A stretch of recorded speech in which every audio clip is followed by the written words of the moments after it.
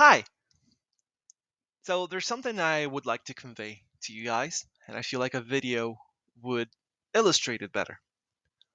The Minecraft engine is really good at a lot of things, right? When it came out, it was pretty much revolutionary.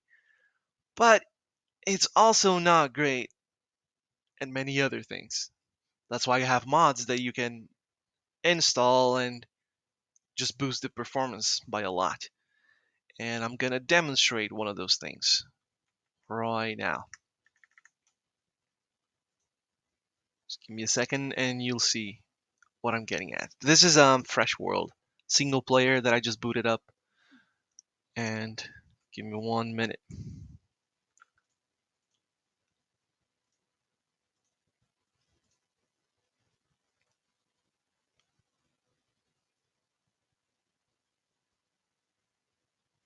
Give it a second for the fog to go out, and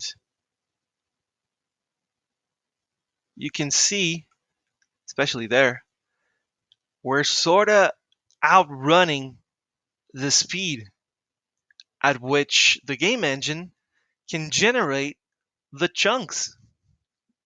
You caught a glimpse of it right there. Um, and that's because it doesn't have to generate just what you see above ground, like that's complex structure there, right there. It also has to generate all of this, everything, all these complex patterns, all the way to bedrock. And you can see that there's a lot of stuff. It has to figure out what block goes where, what doesn't go where, everything in between. Um, and with the Elytra, we've been pretty much just outrunning the pace at which the game engine can manage to do that. Now, I'm going to be a little pedantic and just do some quick maths here. And the Elytra speed, if you look up the Minecraft wiki, it goes about 33 blocks a second with a rocket boost. It can go faster if you're on a decline, up to twice that much, so 66. Let's consider you going at an average, right? 48 blocks a second, little boosted, a little downwards. 48 blocks a second, which is 3 chunks a second. Each chunk is 16 blocks. And if you're traveling 3 chunks a second, your view distance, which would be, let's say, 12, which is an average, kind of lowish view distance, which is how far the world, the game has to show you the chunks, right? In a square pattern around you. So 3 chunks times 12 horizontal chunks. Each chunk is 16 by 16 blocks in a square area. Each layer, right, of the chunk has 16 by 16 blocks.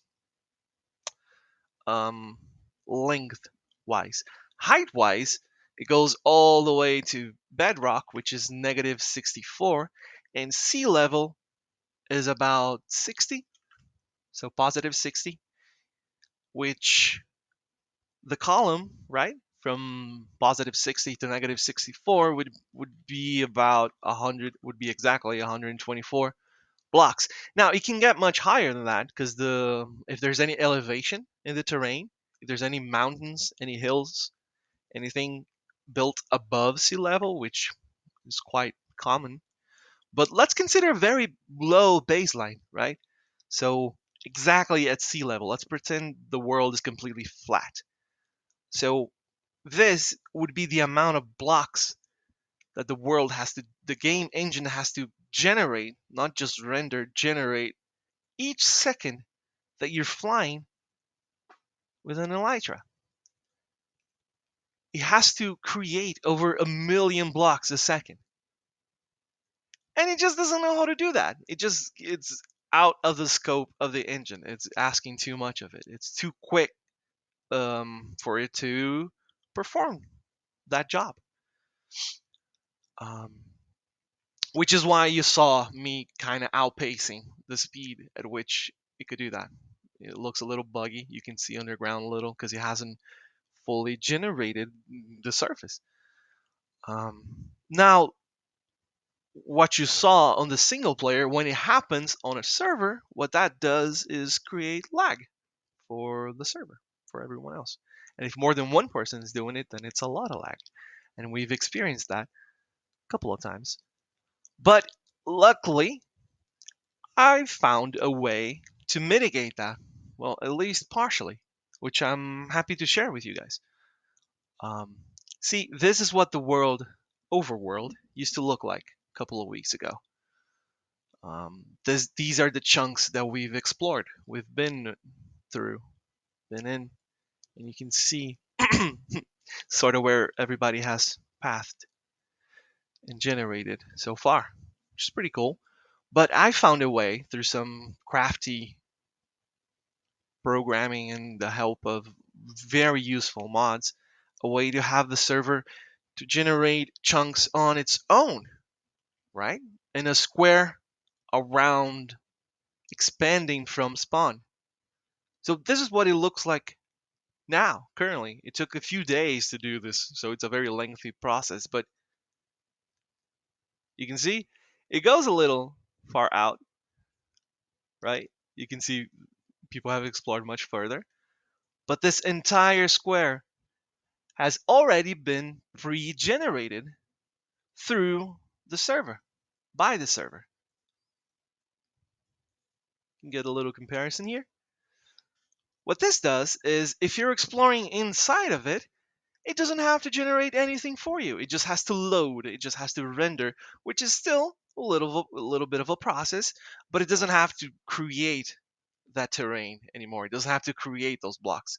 They're already there. It just has to pull it up, which is much quicker to do. So if you're flying inside of here, you're not gonna generate a lot of lag anymore.